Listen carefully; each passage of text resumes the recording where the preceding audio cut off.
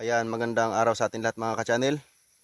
Ngayong araw is mag-fertilizer po tayo ng first application natin dito sa ating 13 days old na ating pipino mga ka-channel. Before that, i-flex ko po sa inyo yung laki nila, 13 days old, no, ito mga ka-channel. So ayan po sila, no, yan. So 13 days old mga ka-channel yung ating pipino. So yung ginamit natin o ginagamit nating ano ka-channel, ginagamit nating abono dito is yung Philpos na kulay chocolate, dahil ito po ang the best gamitin mga ka-channel sa tag-ulan mga ka-channel, no. Tingnan niyo po mga ka-channel yung ating abono mga ka-channel na tinutunaw ko po dito mga ka-channel. Ito po mga ka-channel, no. Yan.